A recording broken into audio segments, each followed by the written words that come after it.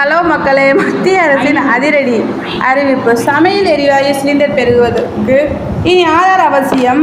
மத்திய அரசின் அதிரடி அறிவிப்பு. சமையல் எரிவாயு சிலிண்டர் பெறுவதற்கு இனி ஆதார் அவசியம் என்று நாம் அன்றாடம் வீட்டிற்கு பயன்படுத்தும் சமையல் எரிவாயு சிலிண்டர்கள் மாதம் ஒரு சிலிண்டர் வீதம் வருடத்திற்கு 12 சிலிண்டர்களை நிரப்பிக் கொள்ளலாம். இது மத்திய அரசால் கொடுக்கப்படும் அளவு ஆகும்.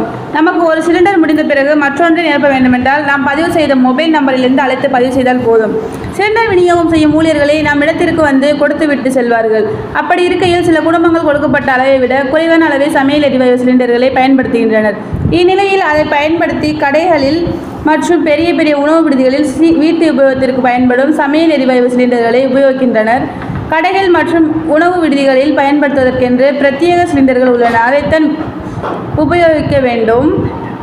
இதை தடுக்கும் விதமாக மத்திய அரசின் ஒரு அறிவிப்பை வெளியிட்டது.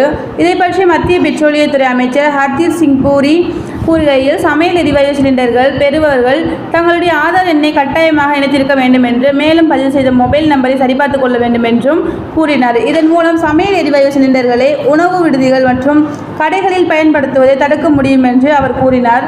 இந்நிலையில் கேரள மாநிலத்தின் காங்கிரஸ் கட்சியின் தலைவராக இருக்கும் திரு சதீசன் அவர்கள் இதை குறித்து பல குற்றச்சாட்டுகளை மத்திய அரசிடம் முன்வைத்தார்.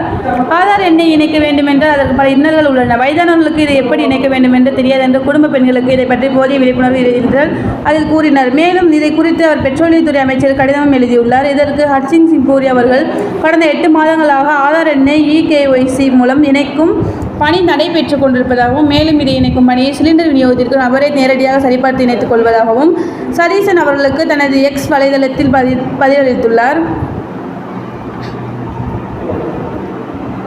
மேலும் ஆதார் எண்ணை இணைப்பதற்கு குறிப்பிட்ட கால வரை ஏதும் கொடுக்கவில்லை என்றும், இப்போது வேண்டுமானாலும் இணைத்துக் கொள்ளலாம் என்று அவர் கூறினார். இதனால் அவர்களுக்கு எந்த சிரமமும் இருக்காது என்று அவர் குறிப்பிட்டுள்ளார். தேங்க்யூ.